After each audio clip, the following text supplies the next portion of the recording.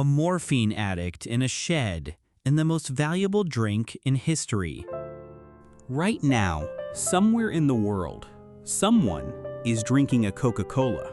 2.2 billion times a day, every day. It is the most recognized product in human history, more recognizable than any flag, any currency, any logo. But here is what they don't put on the label. It started as a drug. Its inventor was a morphine addict.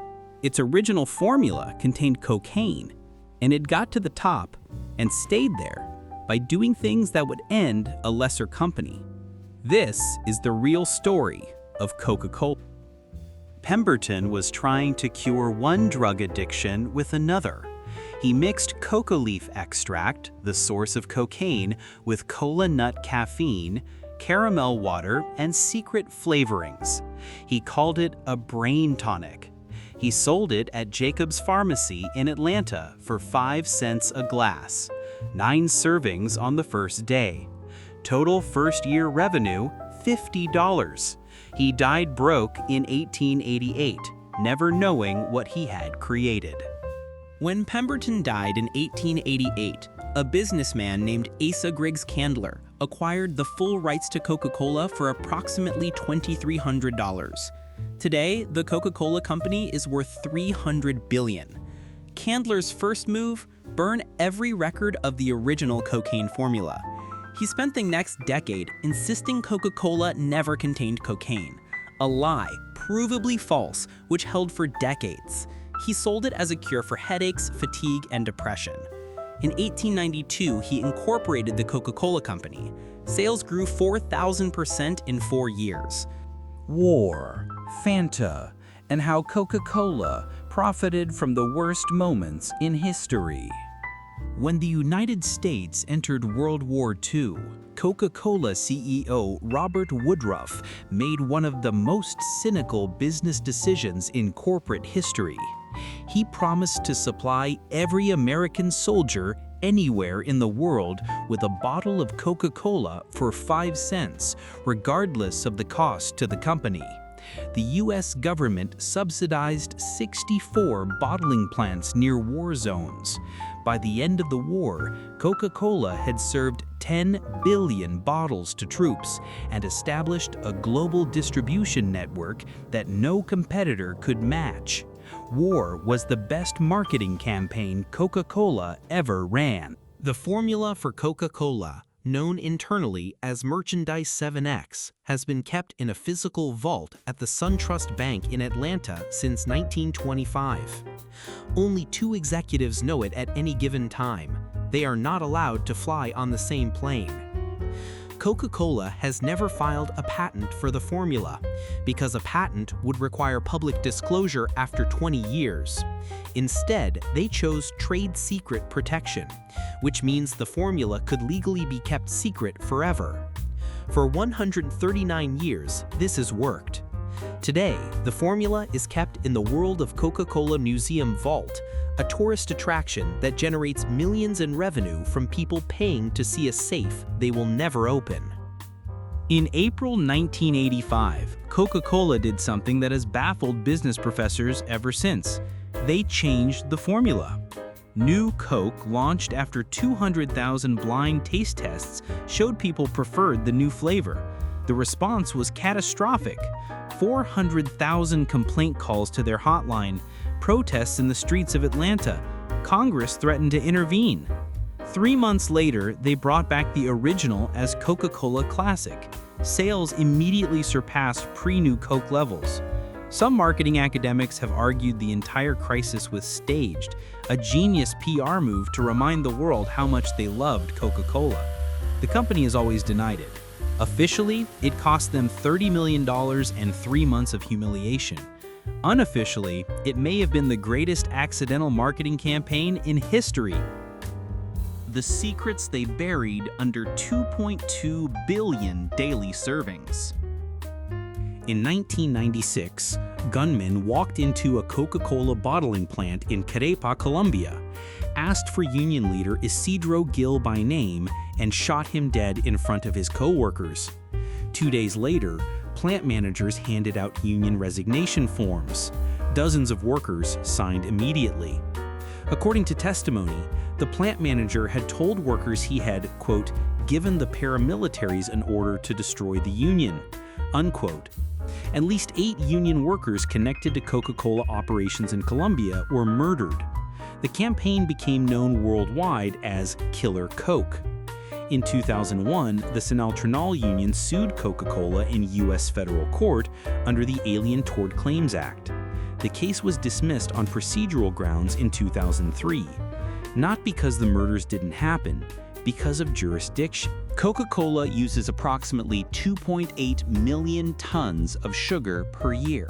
Much of it is sourced through supply chains that have been documented to use child labor in dangerous sugarcane harvesting in El Salvador, Guatemala, and parts of the Philippines. The campaign to stop Killer Coke documented this alongside the Colombia murders. Coca-Cola's response?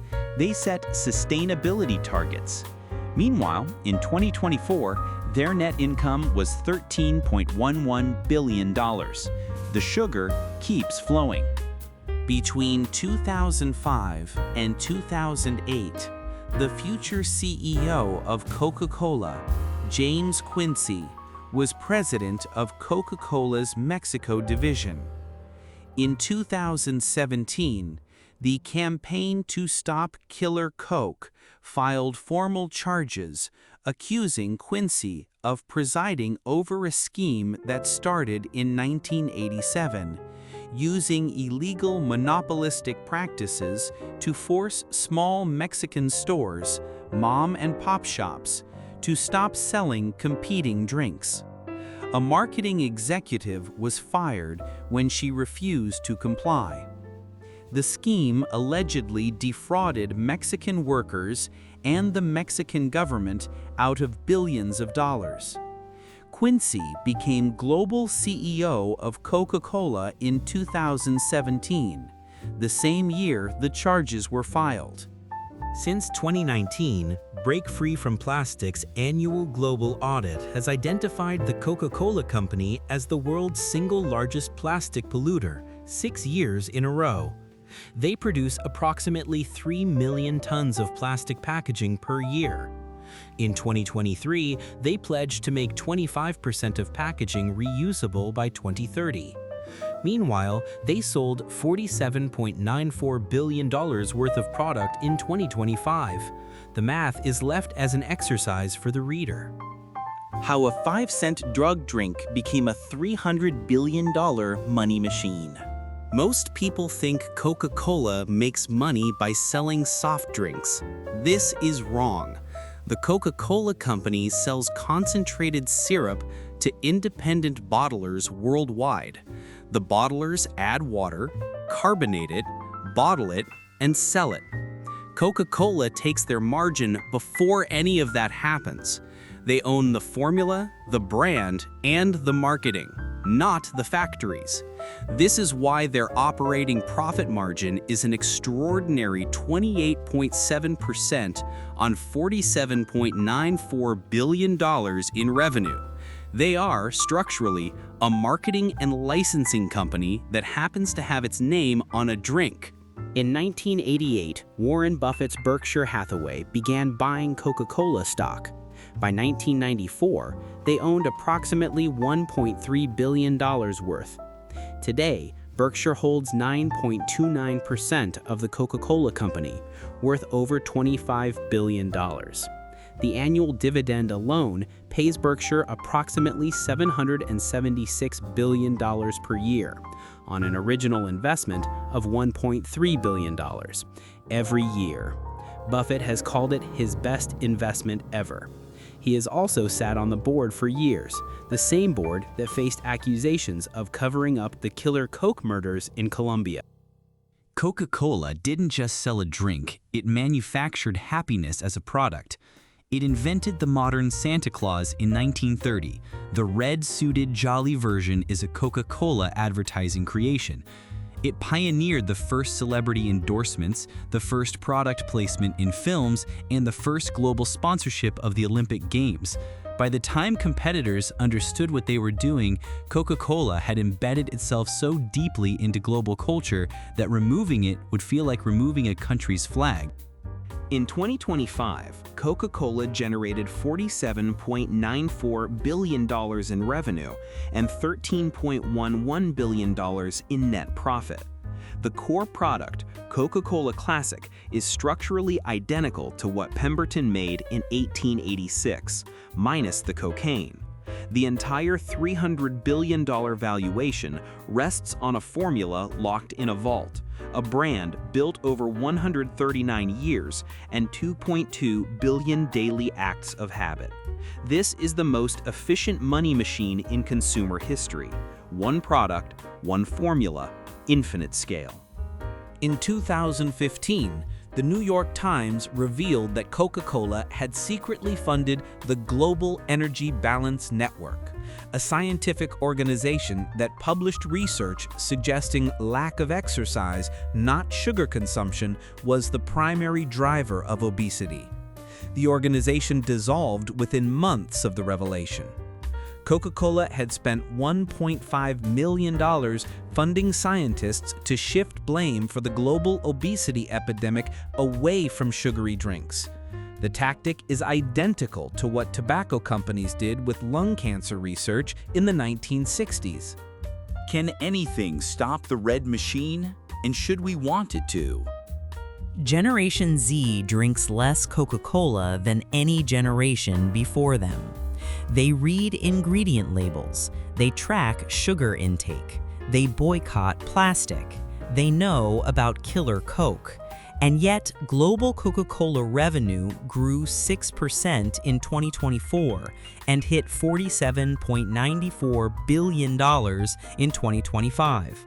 Because for every Gen Z consumer turning to sparkling water, there are 2 new middle-class consumers in India, Nigeria, and Vietnam reaching for their first Coke. Coca-Cola doesn't need you to love it. It just needs enough people in enough countries to drink it often enough.